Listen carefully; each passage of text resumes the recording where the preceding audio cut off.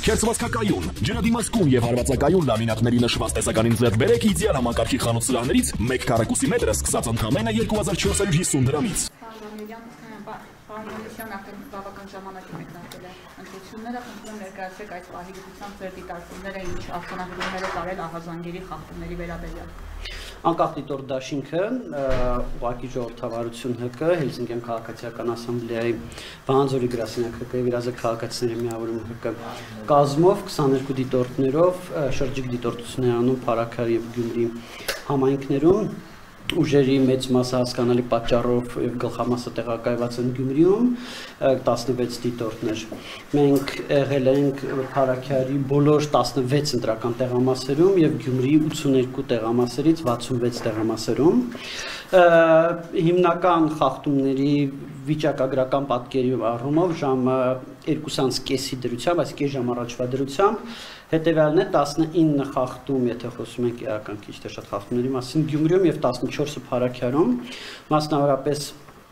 արձանագրել ենք վիճաբանության 4, բաց քվեարկության 3, դիտորդի իրավունքների խախտման 2 դեպք, որում երկուսից մեկը Փարաքարում, մեկը Գյումրիում, Փարաքարինը այդքան լուրջ չէր, Գյումրիինը 31 կոտորակ, 37 ընտրական տեղամասում լուրջ էր եւ դրա հետ կապված արդեն գլխավոր դատախազին հանցագործության մասին հաղորդումը հասցեագրել ենք, խոսքը հենց մեր դիտորդի մասին էր, 6 դեպք գտնվելու իրավունք չունեցող անձի կողմից տեղամասում շարունակական գտնվելու, 6-ից 5-ը Գյումրիում, 1-ը Փարաքարում, վստահված անձի կողմից իրականացվող ընթացակարգային խախտումներ 9 դեպք այդպիսի, որոնցից մոտ կեսը կոնկրետ մեկ կուսակցության մասով, ես մինչև ժամը 20:00-ն երևի կոռեկտ չի որ հայտարարեմ, թե որ կուսակցության մասին է խոսքը, բայց ժամը 20:00-ից հետո բնականաբար դա գաղտնիք չեն պահելու, հրապարակելու ենք։ Ուրեմն վիճաբանության 4 դեպք, ուրեմն մեկը Փարաքարում եւ 3-ը Գյումրիում եւ ուրեմն քվեաթերթիկ չտալու մի դեպք, այսինքն որ քվեաթերթիկների ամբողջ սպեկտրը չտրվի ընտրողին, մի քվեաթերթիկ պակաս տրվի, նման մեկ դեպք արձանագրել են Գյումրիում 31 կոտորակ 1 տեղամասում եւ բայց այդ տեղամասում կասկած կա որ այդ դեպքը, որ այդ երևույթը պարբերական բնույթ է կրել, որտեղ մեր արձանագրելուց հետո ընտրողներ հայտնվեցին, որոնք որ ասցին, որ իրանք էլ էին պակաս քվեաթերթիկը ստացել, ոնց որ թե հենց կոնկրետ մի կուսակցության քվեաթերթիկ են պակաս ստացել։ Եվ ինչ որ առումով էպիկ դեպք 31 կոտորակ 70 ընտրական տեղամասում քվեարկության կտրոնի հափշտակության դեպք։ Այս դեպքով նույնիսկ ոստիկանները փորձեցին հետապնդել քաղաքացին հափշտակել էր ինքն իր քվեարկության կտրոնը, ոստիկանները նույնիսկ փորձեցին հետապնդել, այստեղ առանձին քննարկման առարկա իհարկե ոստիկանների պահվածքը, որտեղ 3 ոստիկաններից մեկը ակնհայտորեն փորձում էր բռնել եւ դա իր մոտ չէր ստացվում, բայց մյուս 2 ոստիկանները համայնքային ոստիկանության լեյտենանտի եւ ոստիկանության զորքերի սերժանտը ուղղակի չէին օգնում իրենց ծառայակցին եւ ավելի շատ հետաքրքրված են նրանով, որ լրագրողները չնկարեն տեղի ունեցողը, դա շատ մտահոգիչ էր այդ 2 ոստիկանների պահվածքը, բայց դա երևի առանձին քննարկման առարկա է։ Իսկ հետ կապված դեպքը ինչքանով է լուրջ, որ դատախազություն եք նշել, ինչ դեպք է։ 31 կոտորակ 37 ընտրական տեղամասում մեր դիտորդը նկատել է, որ հանձնաժողովի նախագահը ընտրողներին, որոնք չեն խնդրում որ օգնողով քվեարկեն, ինքը իր նախաձեռնությամբ օգնող է առաջարկում։ Գիտեք, որ օգնելը դա քվեարկության գաղտնիության որոշակի զիջում է եւ այստեղ շատ կարեւոր է, որ այդ զիջմանը քվեարկության գաղտնիության զիջմանը գնանք մենակ այն դեպքում, երբ որ ընտրողը իրոք չի կարող ինքնուրույն քվեարկել եւ ինքն է դիմում ընտրական հանձնաժողովին այս առումով։ Մի քանի անգամ մեր դիտորդը դա նկատել է, դրա մասին հայտնել է հանձնաժողովի նախագահին, պահանջել է, որ Գրանցամատյանում գրառում կատարվի, ինչը դիտորդի իրավունքն է, որովհետեւ կողմից ընտրական հանձնաժողովի կողմից գրաքննության չի կարող ենթարկվել։ Ընտրական հանձնաժողովը սկզբից փորձել է դիմադրել, հետո գրառումը կատարվել է, բայց հետո որոշել են, որ դիտորդը իրենց խանգարում է եւ դիտորդին պետք է հեռացնել տեղամասից։ Եվ որոշում են կայացրել դիտորդին տեղամասից հեռացնելու հետ կապված, մեր կարծիքով սա պարունակում էր քրեական օրենսգրքի 210 հոդվածի առաջին մասով նախատեսված հանցագործության հատկանիշներ, մասնավորապես դիտորդի գործունեության խոչընդոտման մասով, եւ միգուցե 215 հոդվածի երկրորդ մասով, մասնավորապես քվեարկության գաղտնիության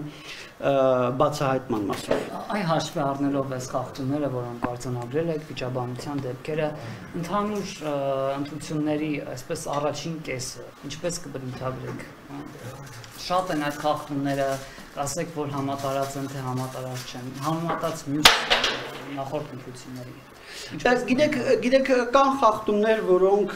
բավականին կրկնվող պարբերական բնություն են, կան խախտումներ, որոնք որ եզակի են, կան խախտումներ, որ նույնիսկ բառացի են, որ մենք այսքան տարի դիտորդության մեջ ենք, բայց առաջին անգամ ենք տեսնում, հա։ Այսինքն տարբեր են, պետք է դրանք ամեն դեպքում բոլոր երևույթները պետք է ամբողջականության մեջ դիտարկել եւ գնահատականները թե օրինակ որքանով դրանք կարող են ազդել այդ գնահատականները արդեն մենք կտանք վաղվա ասուլիսի ժամանակ երբ որ արդեն ամբողջական պատկեր ունենանք որովհետեւ այդ գնահատականների մեջ մտնում է թե նախընտրական փուլը թե քվեարկության փուլը եւ թե հաշվարկի փուլը մենք դեռ չգիտենք հաշվարկի փուլին ինչ է լինելու կամ քվեարկության փուլին մնացած 5 ժամերի ընթացքում ինչ է լինելու Ես պետք է ասեմ, որ նաև մենք մտահոգիչ երևույթ ենք տեսել երեկ ու այսօր մինչ այս պահը, մասնավորապես ընտրական օրենսգրքի 19-րդ հոդվածով սահմանված լռության ռեժիմի խախտման հետ կապված, որովհետև գիտեք, որ քվեարկության նախորդ օրը, ինչպես նաև քվեարկության օրը մինչև 20:00-ն արգելվում է քարոզչությունը, բայց մենք տեսել ենք, որ մի շարք սուբյեկտներ, թե կուսակցություններ թե ոչ կուսակցություններ, քաղաքացիներ ակնհայտորեն նախընտրական քարոզչություն են իրականացնում, ընդ որում բացահայտ, մենք միայն բացահայտ դեպքերն ենք արձանագրում, են դեպքերը, որ մի քիչ վիճելի է, մի քիչ բանա, դրանք նույնիսկ չենք էլ բանանում։ Եվ այս առումով խիստ մտահոգված ենք, խոսքը հիմնականում համացանցում քարոզչության մասին է, համացանցում պրոակտիվ գործողություններ կատարելու միջոցով, այսինքն պայմանական, եթե ինչ-որ մեկը story է հրապարակել ուրբաթ օրը ժամը 23-ին եւ այդ story-ն մնացել է մինչեւ 3 ուշ երեկո, դա մենք չենք արձանագրում, բայց եթե ինչ-որ բան հրապարակել է արդեն 3 կամ այսօր, կամ եթե գովազդ է միացված Facebook-ում կամ որևիցե այլ սոցցանցում եւ այդ գովազդը շարունակում է գնալ քաղաքական գովազդ, հա։ Սրանք մենք համարում ենք խախտումներ եւ սա մենք տեսել ենք, այդ թվում նաեւ տեսել ենք որոշ զանգվածային լրատվության միջոցների կողմից, սրա հետ կապված մի դիմում մենք արդեն ուղղել ենք ընտրական հանձնաժողով, որպեսզի վարչական իրավախախտումների վերաբերյալ օրենսգրքի 40.1 հոդվածով արդ նախաձեռնեն եւ արձանագրեն խախտումը եւ նաեւ դիմեն վարչական դատարան պատասխանատվություն ենթարկելու մասով, բայց դրանից հետո դիմումը ներկայացնելուց հետո էլի ենք նման դեպքեր արձանագրում, ենթադրում որ առնվազն եւս մեկ այդպիսի դիմում կներկայացվի։ Ամեն դեպքում ամենակոպիտ խախտումը ըստ ինչպես այն տեղամասում ասացիք, հանձնաժողովի նախագահի հետ կապված միջադեպքները։ Գիտեք, այս պահին ես արդեն կդժվարանամ ասել Իմ կարծիքով ամենախնդրահարույցը ամեն դեպքում Գյումրի 31/37 եւ 31/70 տեղամասերն էին 31/70-ում անընդհատ լարված իրավիճակ է ստեղծվում եւ անընդհատ նույնիսկ մանր հարցերի շուրջ լարումներ են լինում, տենց լեզվակռիվներ են լինում Բայց խնդրահարույց տեղամասերը ցավոք սրտի միայն այդ երկուսը չեն։ Ամեն դեպքում հանցագործության վերաբերյալ հաղորդում կամ իրադարձություն, որի հետ կապված որ մենք կարծում ենք որ այդտեղ հանցագործության հատկանիշներ կան, տեղի ունեցել այդ երկու ընտրական տեղամասերում։ Պարոն, այսքան տարի ընտրություններ եք դիտարկում, դիտորդների այս չափ մեծ քանակ երբևէ արձանագրել եք տեղական ընտրությունների մասին է խոսքը։ Գիտեք, մենք դիտորդների տարբեր քանակներ ենք արձանագրել, եղել է ավելի շատ, եղել է ավելի քիչ, բայց այստեղ մենք պետք է հստակ տարանջատենք դիտորդներին եւ կեղծ դիտորդներից, որովհետեւ ամեն մեկը չէ, որ դիտորդի վկայական է կրում,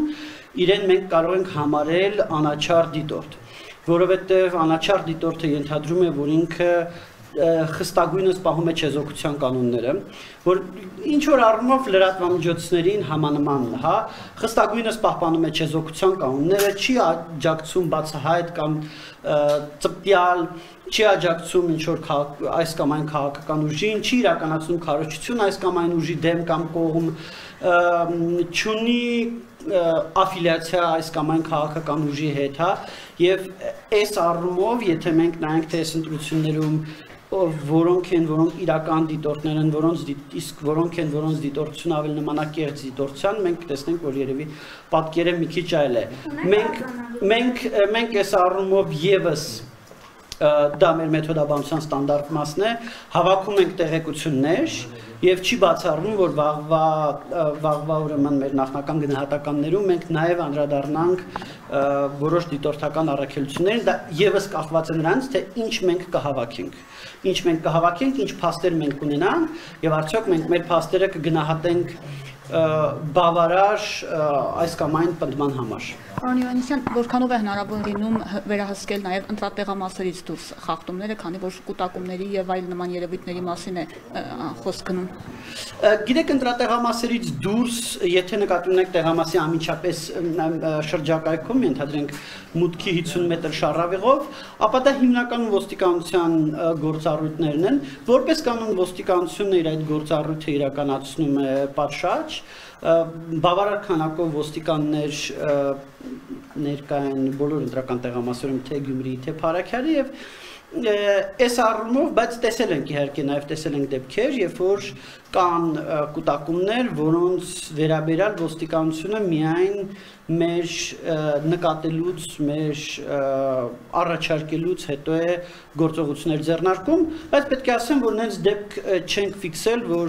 մենք ոստիկաններին մատնացույց անենք ինչ-որ կուտակում կամ տեղամասի մոտ շարունակական գտնվելու երևույթ եւ ոստիկանները անգործություն դրսևորեն։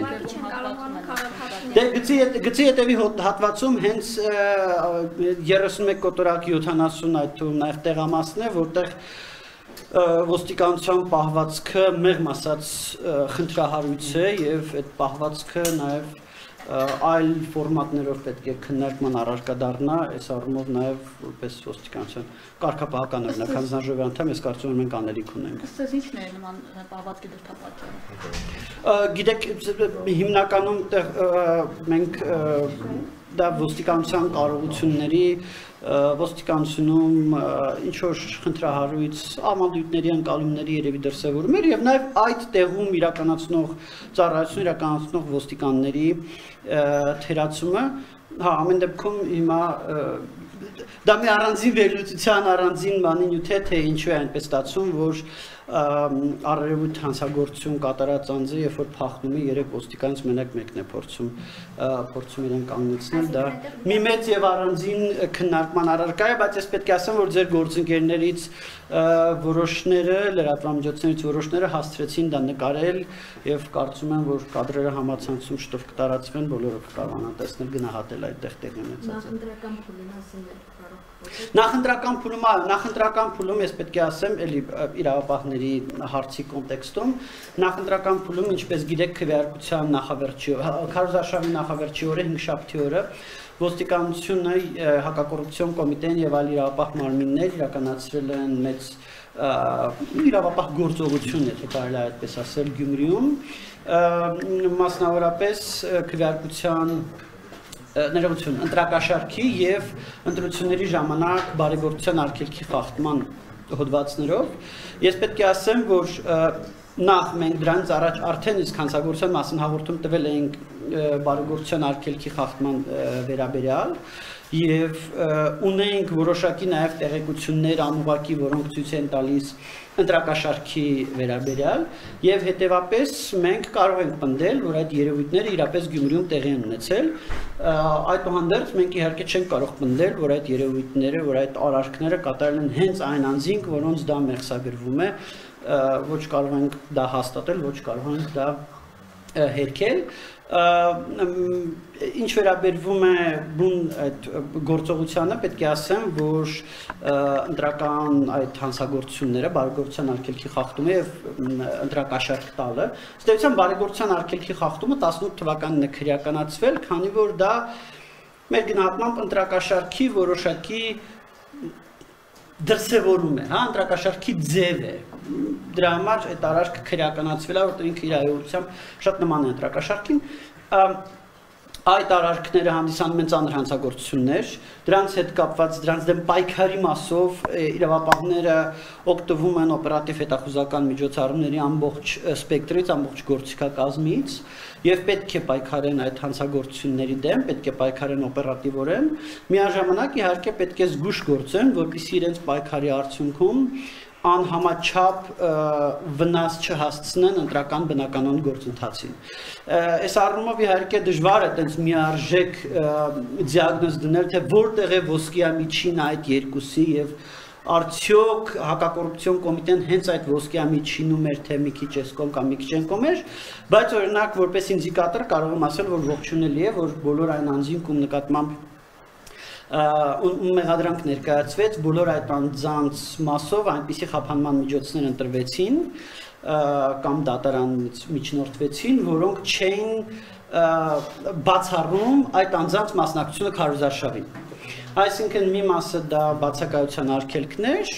մյուս մասով դա որոշ վարչական հսկողություններ, որը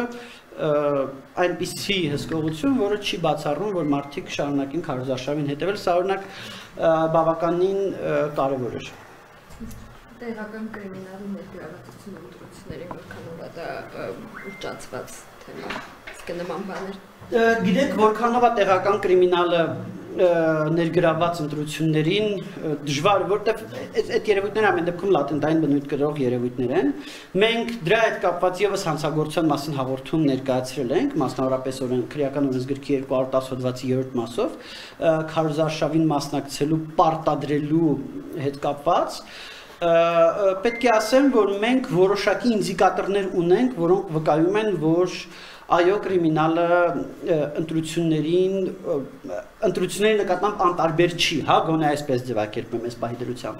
որովհետև ինչ մենք դիտարկեցինք, հենց մի քիչ առաջ մենք տեսանք, որ տեսեք մենք մի հետաքրքիր ինդիկատոր ունենք, որը հիմնականում քաղաքներում է գործում, դա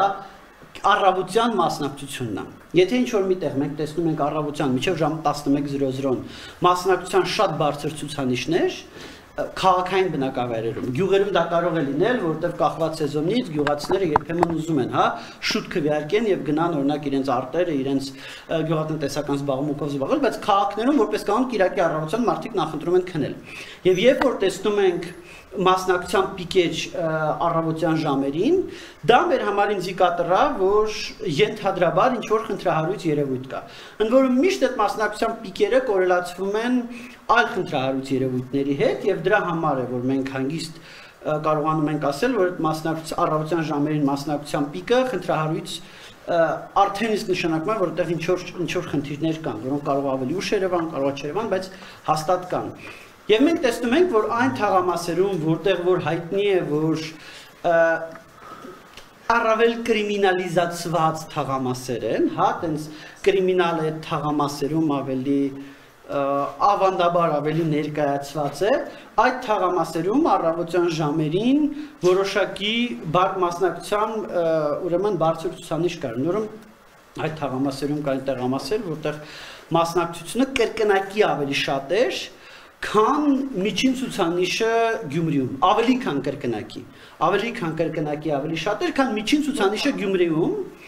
Դե եթե ես հիմա ասեմ, որ թաղամասը մարդիկ միանգամից գլխի կընկնեն, թե որ տեխնացուի հետ է դա ասոցացում, դրա համար թույլ տվեք դա էլ երեկոյան ժամը 8-ից հետո ասել, որ չստացի որ քարոզում կամ հակաքարոզ եմ անում, բայց մեր համար մեղմ ասած տարօրինակ է, որ այն թաղամասում, որտեղ որ կրիմինալ ավանդաբար ներկայացված է, առավոտ գիշերով մարդիկ Կիրակի առավոտյան մարդիկ շտապում են ընտրական տեղամասեր, հա, շտապում են շատ ավելի շատ, քան միջինում այլ գյումրեցիները։ Սա մեր համար ինդիկատոր է, որը վկայում է, որ այդ կրիմինալը ուրեմն ինչ որ բան անում է, որովհետև ինչի են հաճախ ընտրությունների վրա ապօրինի միջամտություն ունեցողները հենց հանգեցնում առավոտյան բարձր մասնակցության, որովհետև իրենք ունենում են իրենց ենթակա, հա, ենթարկեցված էլեկտորատ, եւ այդ ենթարկեցված էլեկտորատին իրանք փորձում են առավոտ շուտ առավելագույն մասին այդ էլեկտորատի առավոտ շուտ բերել տեղամաս, որպեսզի հետո միջև քվեարկության ավարտը, միջև տեղամասերի փակվելը ավելի շատ ժամանակ ունենան, որ դնան ով չեկավ իրենց ենթարկեցված էլեկտորատից, որ շատ ժամանակ ունենան մարդկանց գտնեն բերեն։ Եվ նաև սա է պատճառը, որ առավոտյան եւ ես պետք է համացան համար ասեմ, օրինակ միջև 18 թվականի հեղափոխությունը առավոտյան մասնակցությունը շատ ավելի բարձր էր, քան 18 թվականից հետո, շեշտակի ավելի բարձր էր։ Այսինքն սա առավոտյան մասնակցությունը քաղաքային բնակավայրերում դա հստակ ինդիկատոր է։ Այսինքն եթե ժամը 14-ի դրությամբ քվեարկությանը Գյումրիում մասնակցել է 25255 ընտրող, սա ձեր ասածի տրամաբանության շրջանակներում է։ Տեսեք, իմ ասածը վերաբերվում է առանձին վերցրած հատվածներին Գյումրիին։ Մենք վերցրել ենք, նայել ենք թե առավոտյան ժամը 11-ին միջին ցուցանիշը ինչպիսին էր, եւ տեսել ենք թե որ տարածքներում այդ միջին ցուցանիշից էապես ավելի բարձր մասնակցությունը։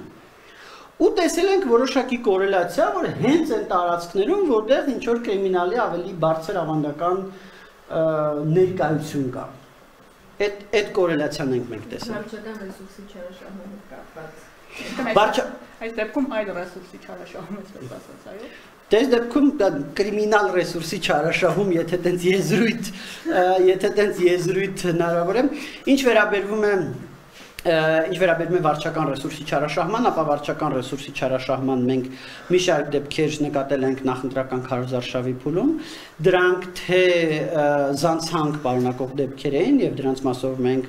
դյում ենք ներկայացրել ընտրական հանձնաժողովներին, որ վարչական իրավախախտումների վերաբերյալ օրենս գրքի 40 պրիմ 8 հոդվածով այդ հոդվածի երկրորդ մասով ուրեմն վարույթներ սկսեն եւ նաեւ արձանագրել ենք մի դեպք, որը մեր գնահատմամբ պարունակում էր հանցակազմ եւ այդ դեպքի մասով նաեւ հանցագործության մասին հաղորդում ենք տվել, որը երկու հոդվածներով է համ պաշտոնական դիրքի չարաշահման 441-րդ հոդվածով, համ ընտրությունների ժամանակ բարեգործության արգելքի խախտման 221-րդ հոդվածով քրեական օրենսգրքի։ Միաժամանակ մենք նաև արձանագրել ենք դեպք, որտեղ վարչական ռեսուրսի չարաշահումը զուգորդվում էր քաղաքացիների անձնական տվյալների ուրեմն չպաշտպանվածության կամ պաշտպանության կարգավորումների խախտման հետ, մասնավորապես համայնքապետարան դիմաց քաղաքացիների հեռախոսահամարները փոխանցվել էին կուսակցություններից մեկին եւ քաղաքացիները, որ դիմել էին համայնքապետարան, որ հանդիպեն համայնքի հետ, իրենց հեռախոսահամարները փոխանցվել էր կուսակցության շտաբ եւ իրենց հետ կուսակցության շտաբից էին կապնվել։ Ստեղ մենք նաեւ համարում ենք, որ խախտվել էր ոչ միայն ընտրական օրենսգիրքը, այլ նաեւ անձնական տվյալների պաշտպանության մասին օրենքը եւ այդ մասով բացի կենտրոնական տրական հանձնաժողովից դիմել ենք նաեւ անձնական տվյալների պաշտպանության գործակալություն, որպեսզի վարչական իրավախախտումների վերաբերյալ օրենսգրքի 189.17 հոդվածի առաջին մասով ուրեմն տուգանի այդ արարքը կատարած անձանց։ Շնորհակալություն։ Ես եմ շնորհակալ։